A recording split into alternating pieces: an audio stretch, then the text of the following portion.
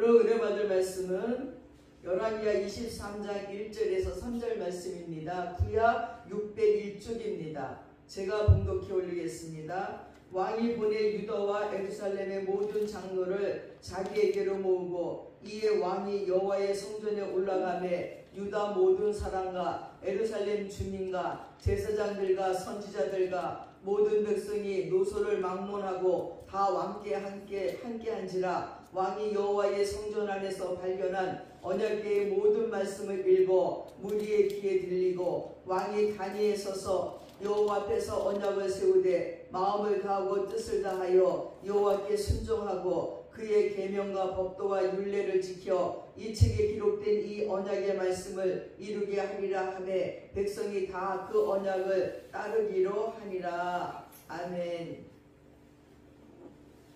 오늘은 종교개혁 주일입니다.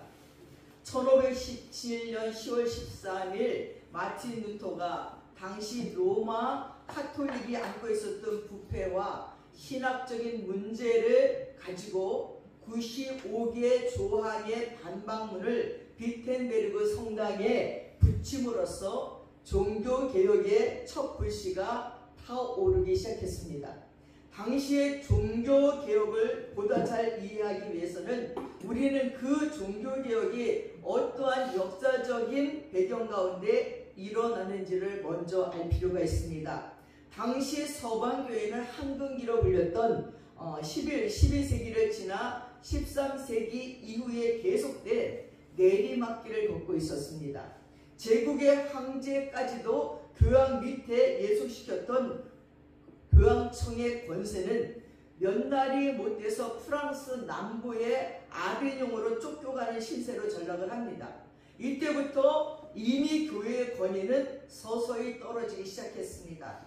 이렇게 나락으로 떨어지는 교회의 권위를 다시 찾기 위해서 교회가 택한 방법이 안타깝게도 폐쇄적인 계층 구조식의 성직 체계를 더욱 견고히 하고 그 7성례전을 강조했습니다.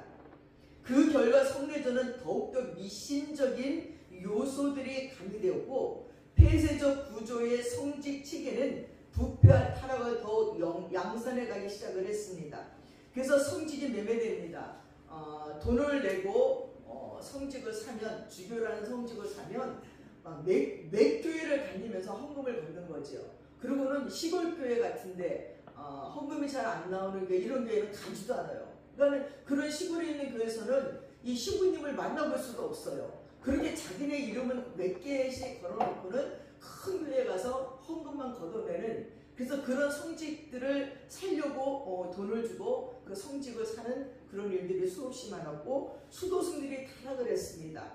중소의 그 수도승들의 타락을 말고도 말할 수가 없습니다. 그래서 고리대금을 하고요, 술집을 하고요, 여관을 하고요, 심지어 도박장을 운영하고요, 교황이 교황청에서 파티를 여는데요, 이제 귀족들을 쫙 부르는 거예요. 이 파티에 참여하는데도 이제 돈들을 헌금을 걷는 거예요.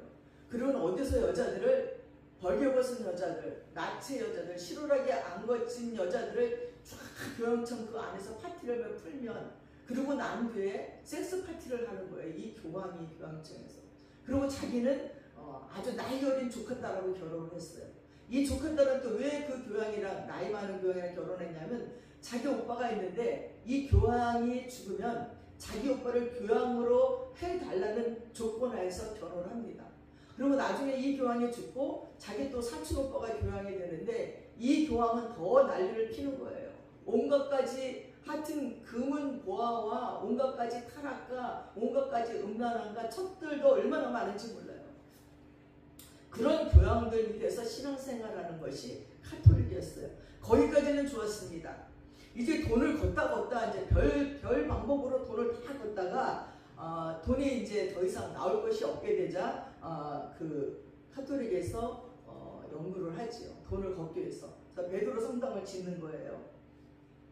베드로 성당을 짓는데 헌금들이 이제는 내다 귀족들도 이제 돈이 없어 안 내니까 어떤 방법으로 하냐면 1514년 로마에서 말썽 많았던 이 지오바니 레오 10세가 바로 그 조카 딸을 먼저 교황하게 주고 자기가 교황으로 선출된 자예요. 근데 낭비와 호모로 유명했던 그는 호화로운 생활을 즐겼고 또 식도락가였어요.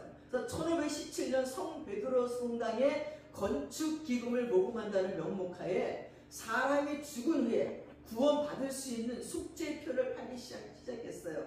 면죄부를 팔기 시작하는 거예요. 그래서 헌금을 내면 영수증을 써주는데 이게 대사고예요. 이게 이제 사기부죠. 그러니까 이 돈을 내고 영수증을 받는 순간 너희 영혼은 천국으로 간다고 그렇게 이제 사기를 치기 시작합니다. 이러한 상황 가운데 이미 많은 사람들이 마음은 교회 개혁에 대한 열망으로 점점 뜨거워지고 있었습니다. 바로 이 점이 중요한데 마틴 루터의 종교개혁은 하늘에서 갑자기 떨어진 것이 아니라 하루에 아침에 이루어진 것이 아니라는 점이에요. 그래서 개혁에 대한 필요성과 그것에 대한 백성들의 열망이 없었다면 마틴 루터의 종교개혁은 결코 성공하지 못했을 거라는 거예요. 마치 장정된 하얗고와 같이 그들의 마음의 개혁에 불화살을 당겨준 사람이 바로 마틴 루터였어요. 그들은 교회를 사치스럽게 짓다가 보니까 돈이 떨어졌을 때 헌금을 걷기 위해서 온갖 수단을 다 부리다가 이제는 가난한 농부들의 돈까지 빼앗고 죽은 조상까지 팔아먹는 거예요. 그래서 티첼이라는 운병가, 티첼이라는 신부가 운병가인데 너무너무 말을 잘하는 거예요. 마차를 타고 순교를 쫙 하면서 연설을 하는 거예요. 어떤 연설을 하냐면 지금은 맬 수도 있고 풀 수도 있는 권세를 받은 교회가 천국과 지옥문을 열어라 이러는 거예요. 여러분이 면죄부를 사는 사람은 과거, 현재, 미래의 죄가 이 자리에서 곧 사함을 받을 것이다. 회개할 필요도 없다는 거예요. 현재 살아있는 자뿐 아니라 죽은 자나 연옥에 있는 자를 위해서 이 표를 사면 그들이 헌금계 속에 쩔렁 떨어지는 소리와 함께 그 너희 아버지, 너희 어머니, 너희 자녀들이 다 천국으로 옮겨진다는 거예요. 이 설교를 듣고 어떻게 헌금을 안 하겠습니까? 내가 살아있을 때는 불효했지만 내 아버지, 내 어머니가 연옥에서 내가 헌금을 하고 집을 팔고 소를 팔아서 헌금을 내면 천국으로 가신다는데, 그러니까 사람들이 막 쌈짓돈까지 걷어들이는 거예요. 이 설교를 듣고 순박한 신도들은 이 사기꾼을 마치 하늘에서 내려온 천사처럼 믿고 하나님을 맞이하듯이 환영하면서 다투어가면서 자산을 팔아가지고 자녀와 친척의 죄를 면죄부를 사려고 장터를 이뤘다는 거예요. 황당무계한 사기, 그게 사람들은 아무런 말도 못하고 그렇게 자기들의 재산들을 갖다 바쳤습니다. 이걸 보다 못한 황제도 아무 말도 못하고 이걸 보다 못한 마틴 루터가 이걸 반대하는 방방문을 90위의 논제를 써고 비텐베르고 그 성전아 거기 학교 앞에 쫙 붙인 거예요. 첫째, 하나님의 말씀으로 구원받는 것이지 그런 걸로 구원받는 거 아니다 막 이러면서 쫙 쓰면서, 그리고 황제는 교황은 돈도 많은데 네 돈으로 성전을 짓지 왜 가난한 농부들의 돈까지 뺐느냐 막 이런 것들을 쫙 90위의 논제로 써서 붙였습니다. 사랑하는 여러분, 한국교회의 빛과 그리고 그늘이 이 땅에 복음의 씨앗이 뿌려져서 교회를 세워지기 시작한 지 어연 120여 년의 세월이 흘러가고 있습니다. 이 짧은 시간에 많은 일들을 한국교회는 감당했습니다. 하나님의 주권적인 섭리 아래 세계가 놀랄 만한 양적 질적 성장을 이루어냈습니다. 특별히 선교 초기 한국교회는 복음 전파뿐만 아니라 교육과 의료와 민족의 독립과 그리고 자립을 힘썼고 7, 80년대에는 독재 청산과 민주화를 위해서 큰 역할도 감당했습니다. 무엇보다도 교회 성장에 있어서 우리나라는 이미 오래전 1000만 그리스도인의 시대를 지나 인구의 4분의 1 이상이 예수를 구주로 고백하는 나라가 됐습니다.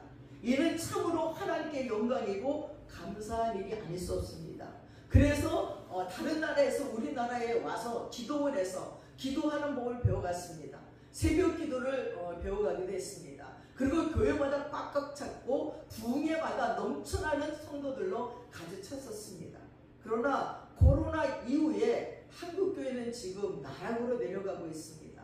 기도원에, 그 큰 기도원에 사람이 오산리 기도원에 몇몇 명이 들어갈 수 있는 그 교회에 진짜 30명 앉아 있는 것 같아요. 어떻게 하면 좋지 이 전기세. 이렇게 큰 교회에 다 모든 것을 해놓고 앞에서 목사님들의 말씀도 너무 주옥같이 좋은데 이제는 듣는 사람이 없어요. 기도실에 조그만 기도실에 전에는요 줄 서서 들어가야 됐어요. 기도실에 들어가려고 문을 여니까 곰팡이 냄새 때문에 들어갈 수가 없어요. 그리고 무슨 유령집같이 되어버렸어요. 거기 들어서 기도했다가 지식해 줄 것 같아서 문을 열고 들어갔다가 얼른 나와버리게 되었습니다. 이렇게 지금 한국교회는 또 변화되고 있습니다. 그러나 이러한 한국교회의 초고속 성장과 부흥의 이면에는 그늘진 역사도 늘 함께 존재해왔다는 거예요. 사실 그동안 한국교회는 이 교세를 넓히려고 교세 확장과 또 성장이라는 그 빈만을 쫓느냐고 그 안에 들여진 그늘을 제대로 볼 여력이 없었습니다. 그러던 중에 한국교회는 성장이 둔화됐습니다. 정치의 시기를 거쳐서 교세 감소라는 위기를 맞게 되었습니다. 그래서 이번에 노회에 가서 보니까 어떤 법안이 통과가 되냐면 하도 개척교회들이 문을 막 닫으니까 이제는 교회가 이렇게 하나 있으면 교회에 또 새로가 없는 거예요.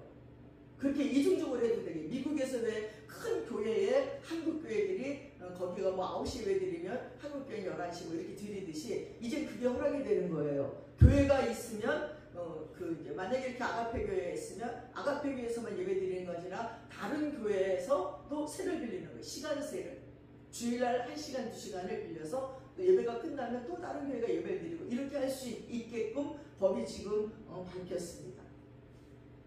불행 중 다행인 것은 최근 한국교회가 이러한 위기를 겪으면서 과거와 현재를 다시 돌아보면서 심각하게 자성할 수 있는 시간을 갖게 되었다는 사실입니다. 개혁된 교회는 끊임없이 개혁되어야 한다고 얘기합니다.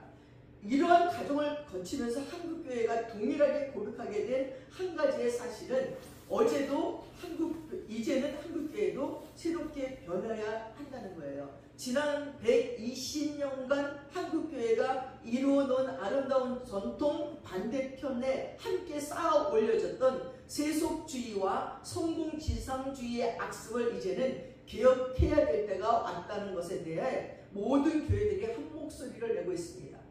개혁에 대한 열망이 어느 때보다 높아지고 있는 시점이 바로 오늘의 한국교회예요. 마치 16세기 종교개혁의 불꽃이 타올랐던 그때의 개혁에 대한 열망을 오늘 한국교회가 가지고 있다는 거예요. 믿음이 있는 줄 알고 전에 그렇게 동성기도를 하고 기도원을 쫓아다니고 왁자지껄하게 기도하고 모였을 적에 다 믿음이 있는지 알았지만 지금 보니까 믿음이 있나?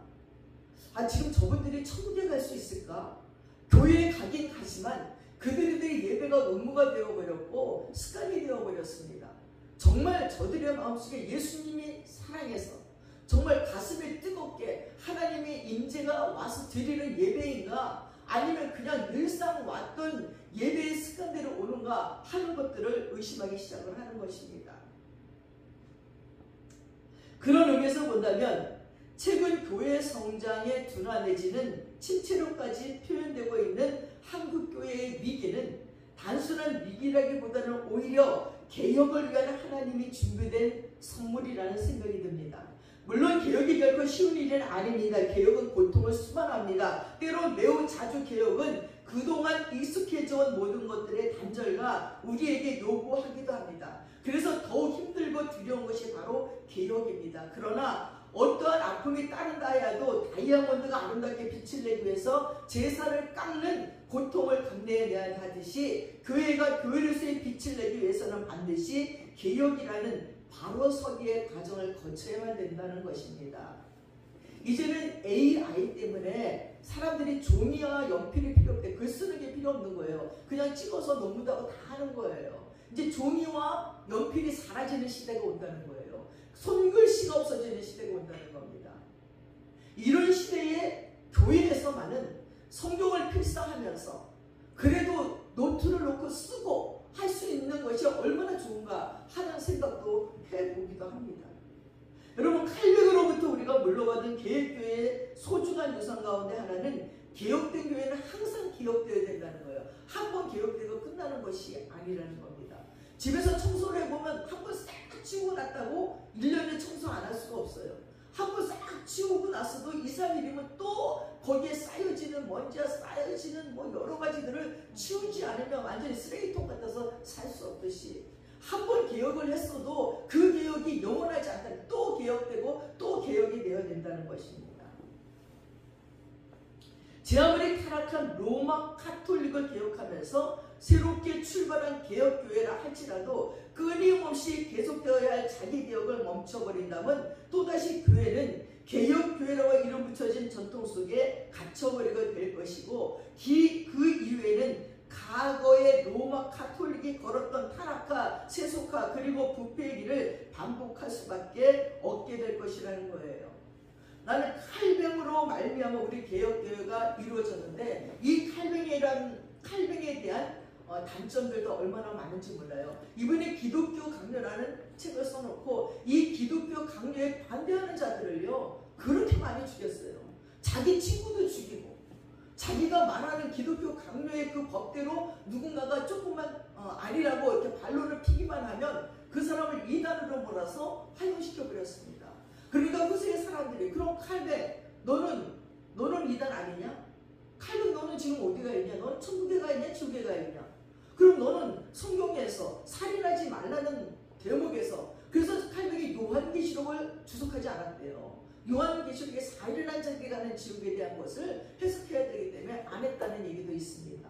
그래서 오히려 칼뱅에 대해서 개혁한 것은 좋지만 자기가 말한 대로 개혁했으면 또 개혁이 돼야 되는데 자기 스스로는 개혁이 안 된 부분으로 말미암아 자기가 쓴 기독교 강요가 전부라고 생각해서 기독교 강요에 반대하는 제자나 친구들까지도 그렇게 무자비하게 화형을 시켜버렸다는 얘기를 들으면서 도대체 어디까지가 개혁인가 하는 생각도 해봅니다. 500여 년 전에 독일에서는 루터가 그 개혁의 불씨를 정화했듯이 오늘 한국교회의 개혁을 위한 불화살이 당겨져야 할 때라는 거예요. 지금은 우리가 더욱 철저하게 우리 교회와 자신의 모습을 돌아보면서 개혁의 작은 불씨가 화살이 되어 타오르도록 더욱 개혁의 기치를 높여야 할 때라는 것입니다. 그래서 개혁의 마음을 품고 있기만 하면 하나님이 시행하는 거예요. 우리가 다 하는 것이 아니라는 거예요. 오늘 본문 말씀을 보십시오. 22장과 23장을 쭉 읽어보면 요시야 왕의 종교개혁으로 매우 유명한 말씀들이에요.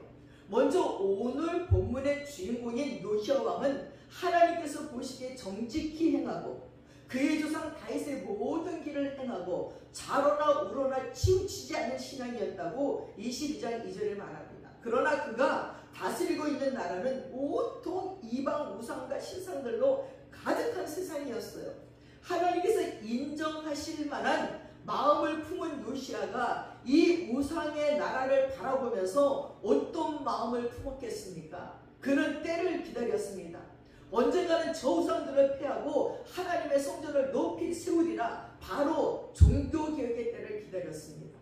그런데 아마도 요시야 주변에는 그를 적대하는 많은 신하들과 관료들이 있었던 것 같습니다. 물론 그들이 믿는 신은 대부분 바알과 아세라를 중심으로 한 이방 신들이었을 것입니다. 요시야가 왕이 된 지 무려 18년이 되어서야 본격적인 종교개혁을 시작했던 것이 분명합니다. 그들의 정치와 종교적 방해가 큰 요인으로 작용했을 것입니다. 오래 참고 또 참아왔던 그때가 드디어 찾아왔습니다. 요시야가 왕이 된 지 18년째 되던 해에 그는 종교개혁의 첫 신호탄을 쏘았습니다. 종교개혁을 위해 그가 제일 먼저 착수했던 것은 성전 맡은 자들로 하여금 성전에 부서진 것을 보수하는 일이었어요. 그런데 사실 이때까지만 해도 요시야의 마음속에는 구체적인 종교개혁의 방향은 없었던 듯이 보입니다. 그저 눈에 보이는 성전의 허물들이나 닦아내고 부서진 곳이나 보수해야 되겠다는 정도가 계획의 전부였어요. 근데 일을 하기 시작하면 하나님이 역사한다는 거예요. 성전을 수리하는 과정에서 이 대제사장 hil기야가 오랫동안 성전 안에 방치되어 있던 한 권의 책을 발견하는 거예요. 그 책은 하나님의 말씀에 기록된 여호와의 율법책인 거예요. hilki야가 그 책을 발견하자 너무너무 기뻐합니다. 그리고 서기관 사반에게 이렇게 말합니다. 내가 여호와의 성전에서 율법책을 발견했노라. hilki야의 눈에 그 율법책은 보통 책이 아니었어요. 그것은 가치를 측정할 수 없는 보물이 담긴 하나님의 말씀이었습니다. 그리고는 당장 서기관으로 하여금 왕 앞에 그 책을 읽게 하였습니다. 수십 년간 성전 한 구석에 내버려졌던 하나님의 말씀이 왕 앞에서 읽혀지는 순간 왕은 똑바로 앉아 있을 수가 없었습니다. 주의 성령이 왕의 마음을 감동시키기 시작한 겁니다. 왕은 자신의 옷을 찢고 자신의 죄를, 아니 온 나라의 온 이스라엘을 통일하면서 자복합니다. 그 말씀이 요시야 왕의 가슴을 찢어버렸습니다. 그 이후 요시야는 종교개혁의 방향을 바로잡았습니다. 선전 수리도 중요하지만 더욱 중요한 것은 백성들로 하여금 하나님의 말씀을 듣게 하는 일이라는 것을 깨달았어요. 그 즉시 요시야는 모든 백성들을 성전으로 모이게 한 후에 하나님의 말씀을 읽어 듣게 하기 시작했습니다. 요시야는 모든 백성에게 선포되어진 언약의 말씀대로 다 따르겠다는 다짐을 받습니다. 그 이후에도 역시 요시야는 오직 말씀이 지시하는 대로 종교개혁을 철저하게 진행해 나갑니다. 사랑하는 여러분, 개혁이 무엇입니까? 많은 이들이 개혁이라 하면 성전을 수리하고 보수하는 것이라고 생각합니다. 또 어떤 이들은 시스템을 정비하고 새롭게 무엇인가를 꾸미는 것을 개혁이라고 생각합니다. 물론 개혁이라는 단어 자체에 가죽을 새롭게 바꾼다는 의미를 담고 있고 개혁의 가정 속에는 반드시 그러한 변화들도 수반되어야 합니다. 그러나 더 중요한 것이 있습니다. 참된 개혁을 이루기 위해서는 반드시 하나님의 말씀이 들려져야 한다는 사실입니다. 하나님의 말씀이 기준이 되고 중심이 되는 개혁이 되어야 된다는 거예요. 그래서 우리가 인생을 살다가 나를 좀 기억해보자, 내 삶이 좀 바뀌어야 되겠다, 말씀을 읽어야 되는 거예요. 말씀이 없으면 절대 우리 인생이 기억되지 않아요. 나 자신이 변화되지 않아요. 말씀이 우리 속에 들어와 육신이 돼야 되고 그 말씀이 삶이 될 때 우리 인생이 변화된다는 거예요. 제가 아는 저기 평창동에 큰 미술관 관장의 아들은 하버드를 나왔는데 미국에 돌아갔는데 직장을 잃어버리고 말았어요. 한국에 있다가 아주 좋은 직장에 갔는데, 근데 그때부터 뭘 할까? 성경을 읽기 시작했어요. 성경을 쌤을 사서 언더라인 치면서 빨주노초 바람만 치면서 중요한 구절들 막 옆 테이프 붙이면서 읽어요. 한 권을 읽으면 그 책을 다른 사람에게 선물해요. 또다시 한 권을 사고 또 그렇게 언더라인 치면서 다 읽어요. 표시하면서. 그리고 또 다른 사람 줘요. 그렇게 7권을 읽었어요. 7권을 읽고 나니까 일이 들어오기 시작하는 거예요. 교회의 성전을 리모델링하는 일과 또 하나는 다른 일이 주어졌을 적에 믿음의 어머니에게 물어봅니다. 뭐부터 일을 할까요? 어머니 하는 말이 다른 거 다 제쳐. 어차피 지금까지 놀았으니까 성전 수리부터 하라. 성전 리모델링부터 하라. 그것도 돈 받고 할까요? 그냥 하는 거죠. 하버드 나온 건축업자나, 최고의 건축업자나, 거제도에 어떤 멋진 건축물을 그 사람이 계획했어요. 그 성전부터 지금 리모델링을 하고 있어요. 그때 일이 여기저기서 들어오는 거예요. 한국에서도 여기저기에서. 그 이름이 나기 시작을 하는 거죠. 우리 인생의 개혁을 원한다면 먼저 말씀을 읽으십시오. 말씀에 여러분의 삶을 지배하게 하십시오. 그럼 내 안에서 개혁이 일어나고 내 인생의 개혁이 일어난다는 것입니다. 그래서 개혁이 올바른 방향성을 가지고 힘있게 추진되기 위해서는 반드시 해야 될 것은 말씀의 기초 위에 서 있어야 된다는 거예요. 오늘 한국교회가 완성해야 될 종교개혁은 인간이 보기에 좋은 종교개혁이 아니라 하나님 보시기에 참으로 인정받을 만한 그런 개혁을 시행해야 된다는 것입니다. 개혁의 방향성과 모든 과정들이 바로 이 하나님의 말씀 가운데서 나와야 합니다. 개혁의 바로 미터, 개혁의 척도는 바로 오직 하나님의 말씀이에요.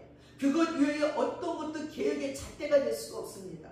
그러할 때 그 개혁의 파워가 생기고 잘못된 전통들이 깨어지고 잊었던 복음의 능력이 회복되는 역사가 일어나는 것입니다. 마틴 루터는 오직 말씀으로 그것만을 주장하기 위하여서 그 어려운 개혁을 시작했습니다. 1521년 4월 마틴 루터는 보름스 국회로부터 출두 명령을 받았어요.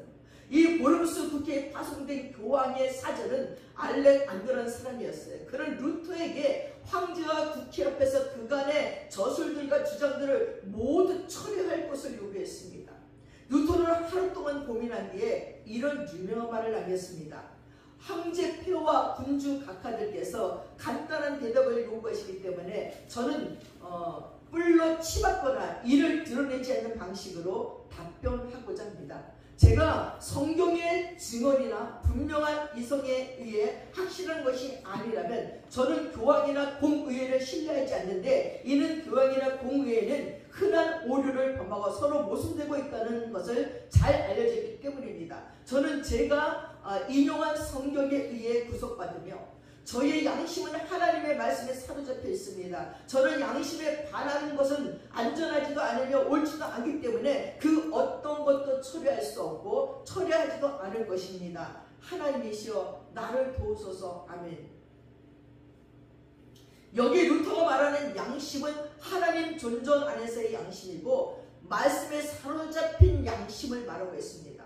그에게 있어서 중요한 것은 교황의 권위도 1500년간 축적되어 온 로마 카톨릭 전통의 힘도 아니었습니다. 외적인 여건이나 주변 사람들의 지원도 그에게는 중요하지 않았습니다. 수년 동안 루터는 성경을 연구하면서 그는 말씀을 새롭게 보게 되었어요. 로마 카톨릭의 전통에 의해 이상하게 옷 입혀져 있던 참된 복음을 말씀 속에서 재발견되게 된 것입니다. 그 복음, 하나님의 말씀에 대한 확신이 루터로 하여금 국회 앞에서 그토록 담대하게 진리를 붙잡을 수 있도록 만들어졌습니다.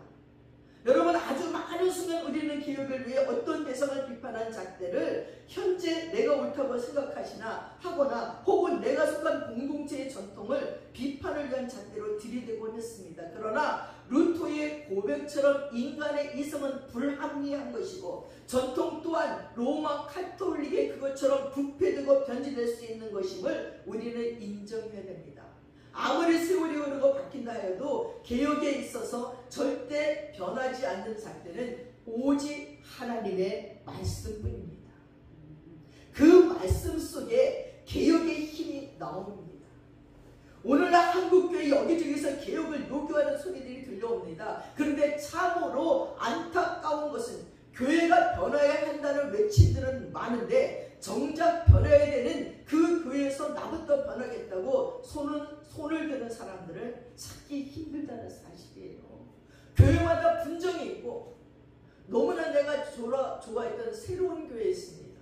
거기에 김중기 목사님 학자이고 아주 유명한 목사님인데, 아니 그 교회가 지금 성도들이 뿔뿔이 목사님은 내쫓고 뿔뿔이 흩어지고 아주 그래가지고 뭐 헌금도 이상한데 성교에 쓰고, 그리고 목사님들을 초청을 안 하는 거예요. 그러니까 하루하루 초청해서 교회를 하다가 그 수천 명 되는 교회가 지금은요 40-50명 남았대요.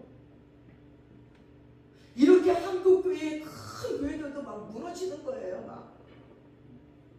그리고 자기네는 그 안에서 또 뭐 개혁을 일으키는데 말씀 없이 그렇게 말씀을 잘 전하셨고 그렇게 새사랑 교회라는 이름으로 그렇게 목회를 잘하셨는데 그렇게 한순간에 다 무너져 버리는 것을 우리가 볼 수 있습니다. 그동안 우리 교회들은 왜냐하면 개혁을 말하면서 정말 자기가 개혁되지 않은 것이에요.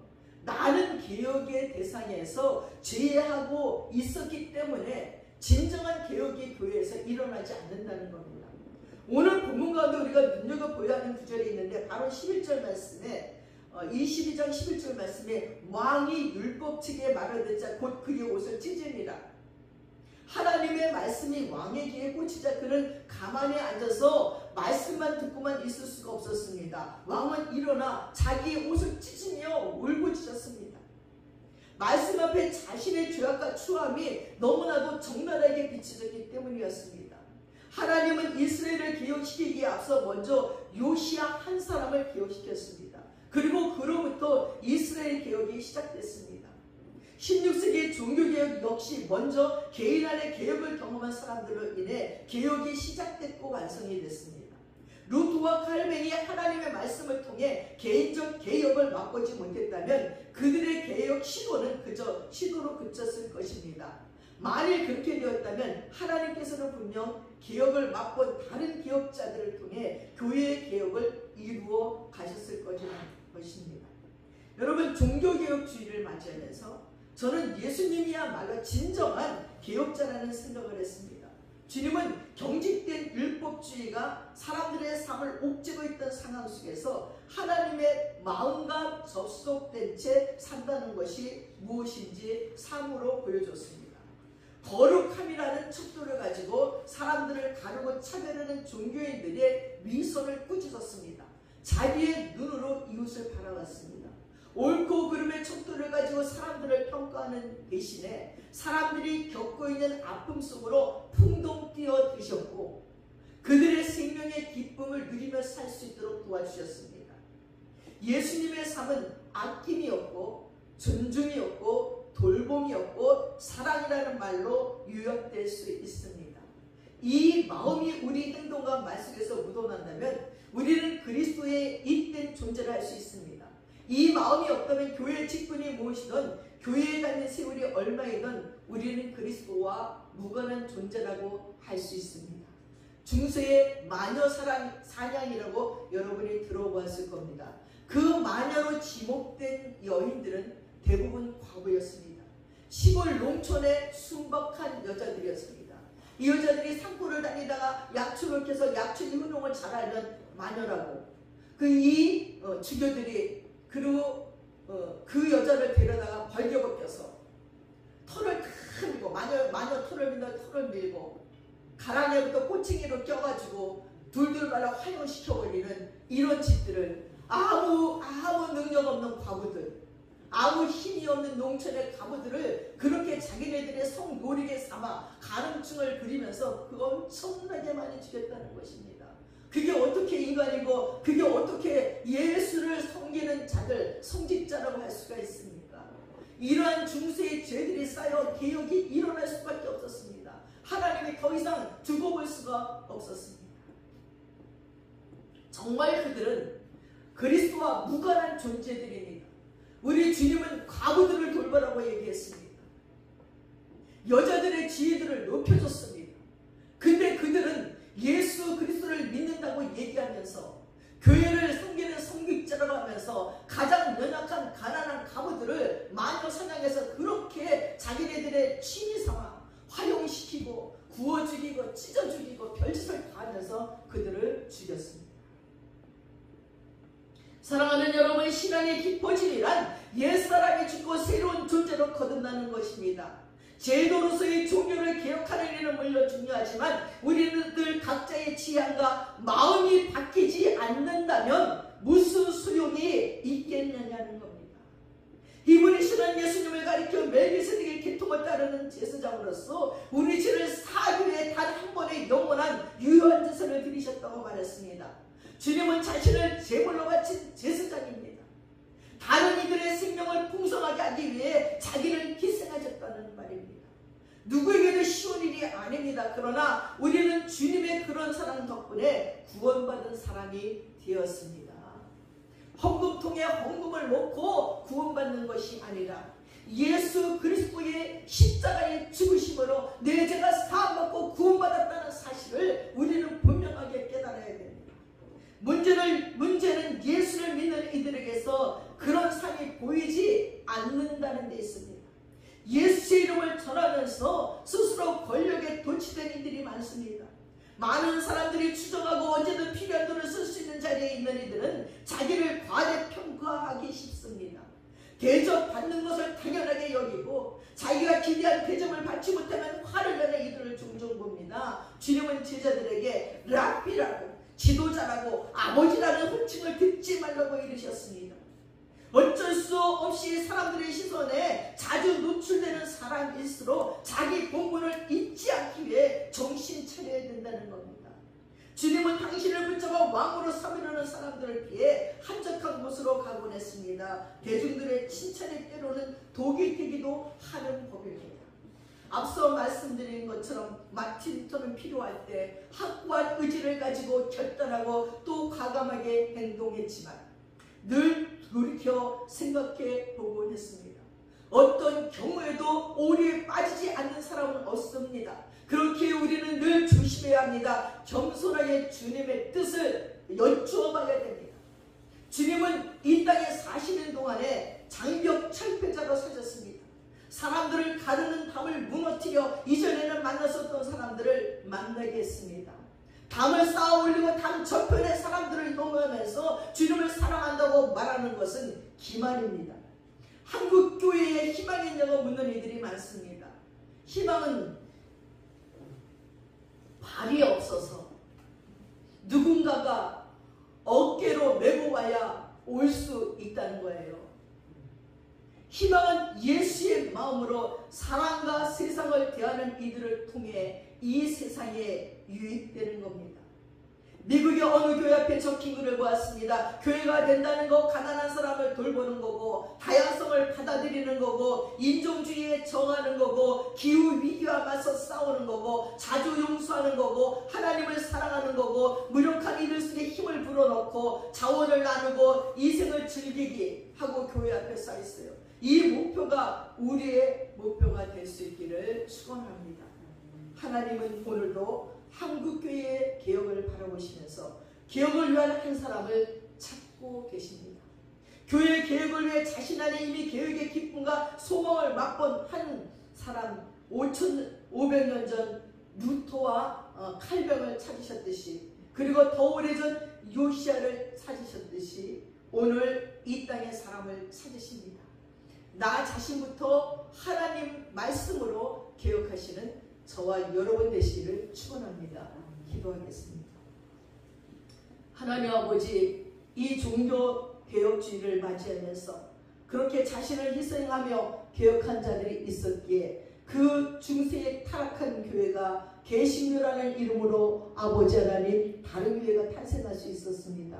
그러나 하나님 어느새 이 개신교도 엄청난 타락을 중세교회와 같이 하고 있습니다. 하나님 새로운 기업들이 일어나게 하시고 예수 믿는다고 말로만 하는 것이 아니라 우리의 만보가 고쳐지고 우리의 정신이 고쳐지고 우리의 행동이 고쳐지는 정말 나는 죽고 그리스도만이 내 안에 역사하는 기억이 우리 모두에게 있게 하여 주시옵소서. 감사드리며 우리 예수님의 이름 받들어 기도드렸사옵나이다. 아멘. 찬송가 500 다음에 자리에서 일어나서 찬송가 공부하시면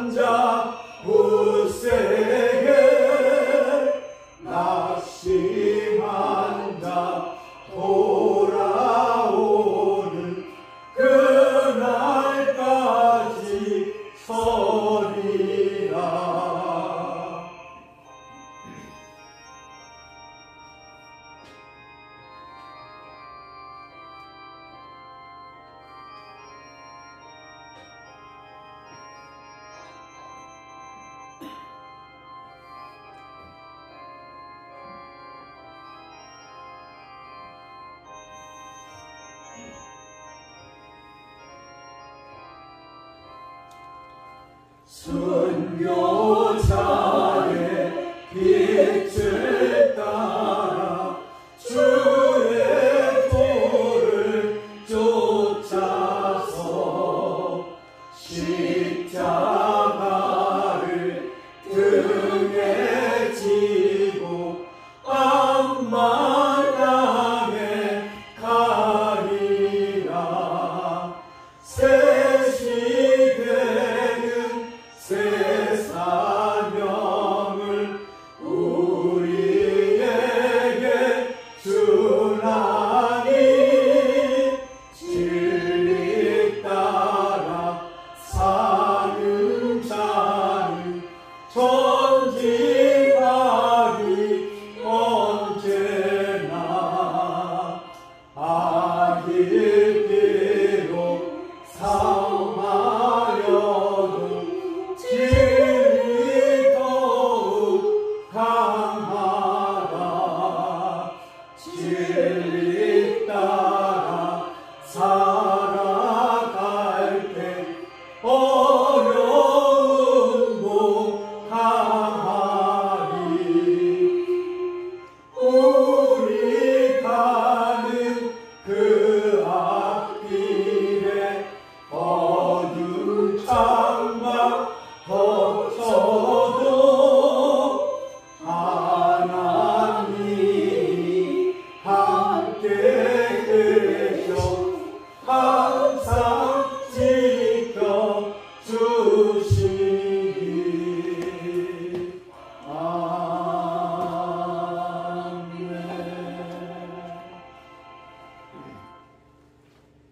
기도문 드리겠습니다.